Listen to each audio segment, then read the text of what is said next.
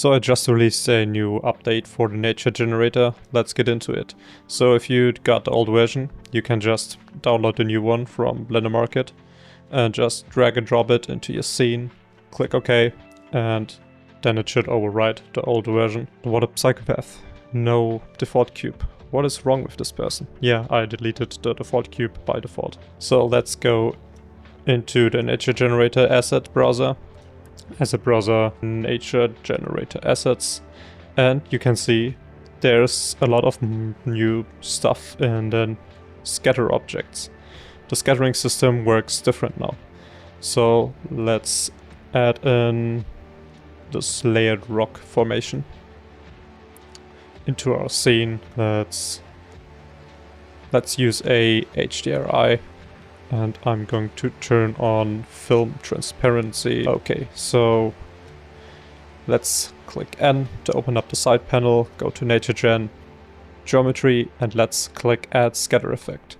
Open up the scatter effect, and yeah, the setup looks a little bit different now. It's simpler, less settings. So the way this new scattering version works is you just import the things you want to scatter. For example, these candle lines here, import them into the scene, and then you can click on this and drag it into your scatter collection, or you can choose it from the menu here, whatever, and then it's set up. You can also activate this exclude from view layer toggle here, and then after you imported it, you can deactivate the collection here. So it's gone from the scene, but will show up only where it is used as a scattering system. So the scattering settings pretty much stay the same. Let's increase the density to 1000. And now we got a bunch of beautiful flowers here, or candle lines. Yeah, let's use some more high-res textures. Yes, let's use 2K textures. And let me save this file. So just like before, we can activate slope-based scattering like this. Let's choose a lower selection threshold. Noise-based scattering, just like before, and yeah, altitude-based scattering, so on and so on. What is new though is the scatter curve or grease pencil option. If we activate it or open up the panel, we can add a curve or grease pencil object. Let's add a blank grease pencil object. Go into the draw mode, and let's draw on the surface here, and draw some lines like this.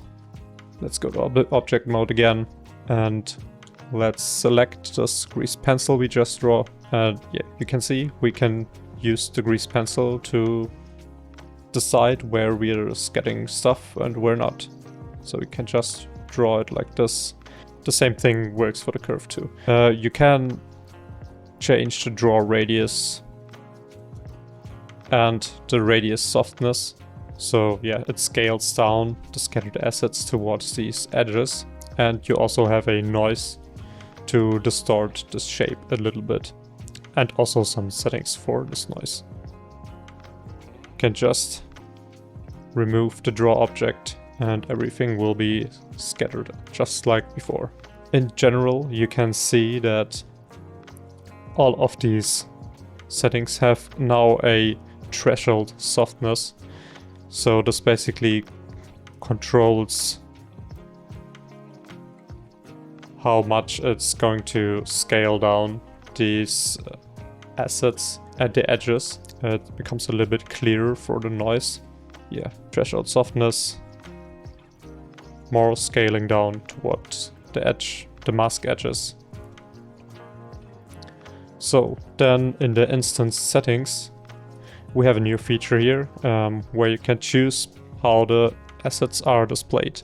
You can choose between display as original or display it as a bunch of boxes or as display as wirebox, because especially with these assets, held scatter assets, they can become quite heavy or slow in the viewport, so that can speed up things if you don't need to preview them correctly.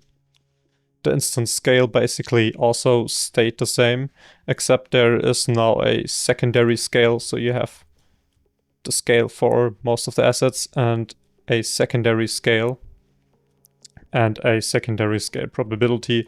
So you can add a few assets that are just a lot larger than the rest of them, which can add some more variation to the whole look. And the rotation stayed the same. Then you can see all of the scattering assets now have a wind animation time option. So here you have wind time, which is basically, yeah, the value you have to animate if you want to make the wind move. You could just add the driver hashtag frame into this, and it will automatically just animate it. You can slow this down with adding divide by 10. Yeah, you have control over the wind strength, the wind direction, so from which side the wind is coming, and also some settings for the wind pattern, which basically are just noise settings. I actually had a version where you didn't have to animate the wind time and it would automatically just play when you installed it, but I found out that as soon as you add a scene time node into any of your node trees, everything just becomes a lot slower. As you can see, the FPS is dropping to like 7 as soon as you have a scene time node in your node tree. And if you remove it, everything plays smoothly. And since every object has the scatter, brings in the scatter system, yeah, it slowed down everything. So that's why you have to animate this manually, because performance. So if you want to change the color of your scattered assets, these are not on the shader here of the object you scatter these assets on, but they're in the original collection. So let's activate the candle lines again and select any of these scattered objects. And in here you have the shader options for those.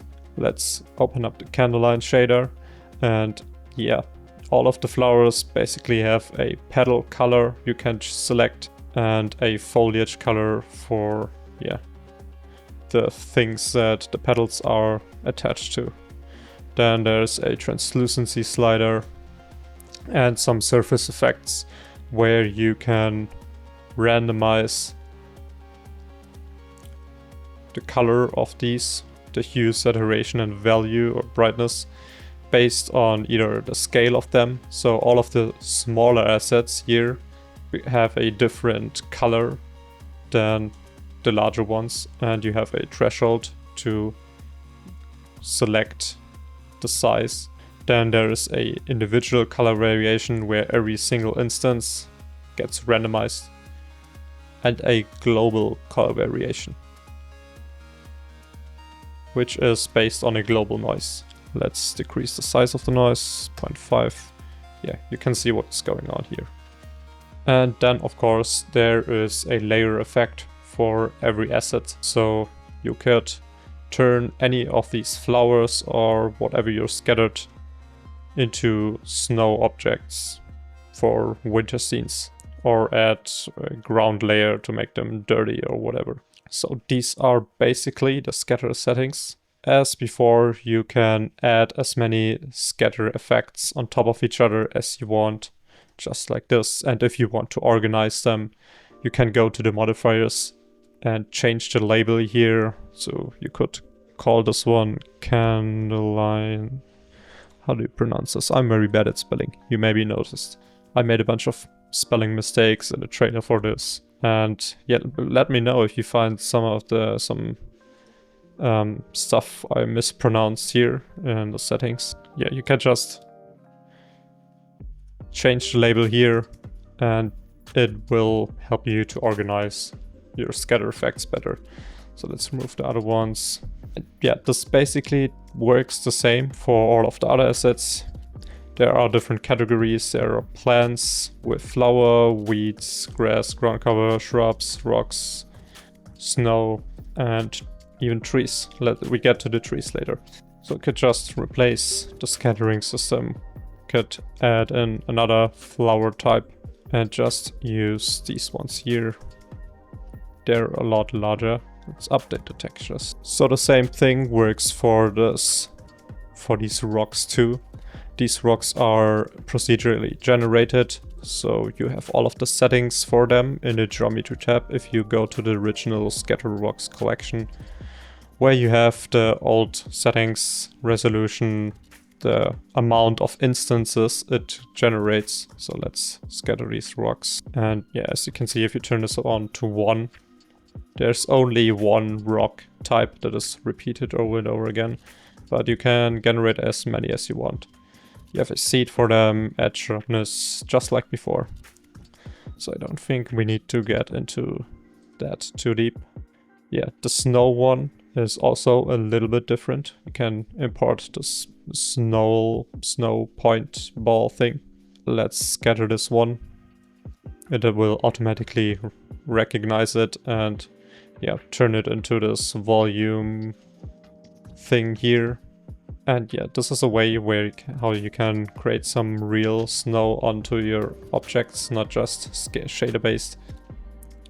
And the settings for the snow here are also in the geometry tab here, where you can change the resolution of the snow. Let's set this to 242.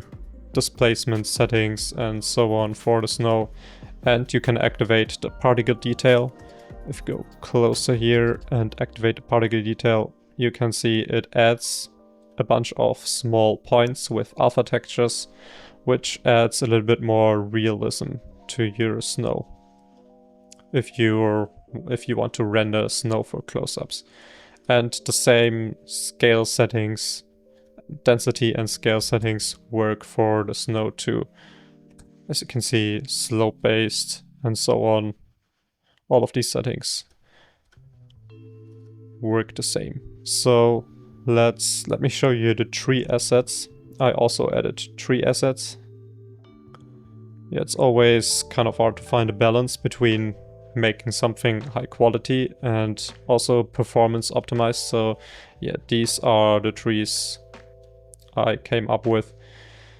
The shaders for them basically have the same settings as the flowers.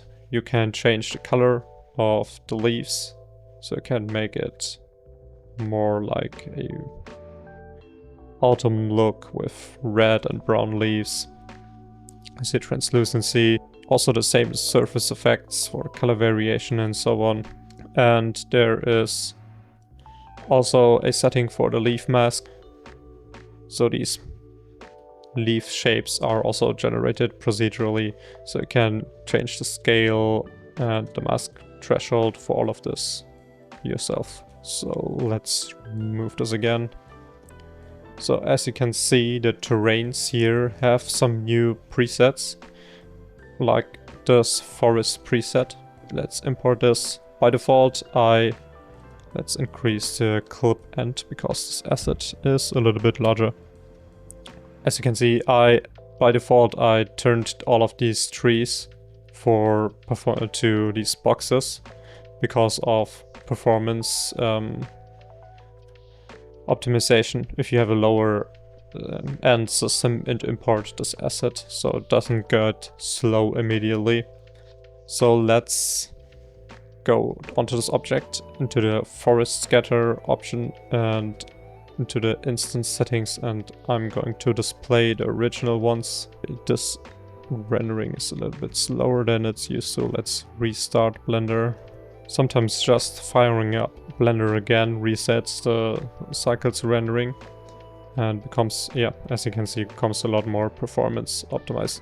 So you basically have now a forest terrain preset, which just uses the scattering system we discussed before, so you can change everything about it. There is also a new canyon preset, which looks like this. If we turn up the resolution a bit. Yeah, these terrain presets always look a lot better if you have more like evening light with like less directional light from the top.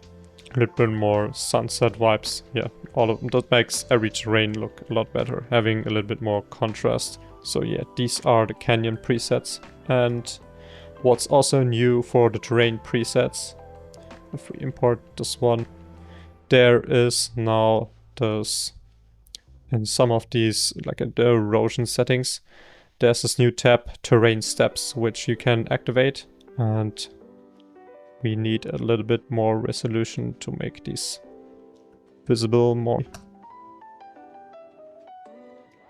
Yeah, you can see that this adds this stepping effect to the terrain if that's the look you're going for. And here you have control for the amount of steps, how detailed it is, how strong the steps are. Like you can blur them too. And they're also based on a noise. So right now there's a noise applied and only 50% is selected. Can turn this up to 1. So yeah, the terrain steps are everywhere. Yeah, you can find those steps for the erosion, but also for the noise here. You can activate them here too. And also if you're drawing something along a custom curve, you also have these terrain steps. There are also some new presets for the ground, for these ground assets. Some of them have these flowers now. They automatically bring in the scattered assets with them. So yeah, be aware that if you import this ground asset twice, it re-imports the same scatter asset collection too. Just keep that in mind so you don't have an infinite useless amount of duplicates of these collections in your scene. So one thing I want to show you is the use custom material feature of this new scatter effect, where you can, for example, if you have a duplicate of this material and you want the shrubs on this one to use a different material, you can use custom material. And you could also apply, you can create a duplicate of the shrub material, the NG shrub 03 for example. Just click this button right here. This will create a new instance, and you can choose to override the shrubs with this material. And now you basically can make unique changes to these shrubs and don't affect the original one, because that one is still using the old version of the material. So yeah, basically these are the new updates I created for the nature generator. I hope these are useful. Yeah, have fun creating nature scenes.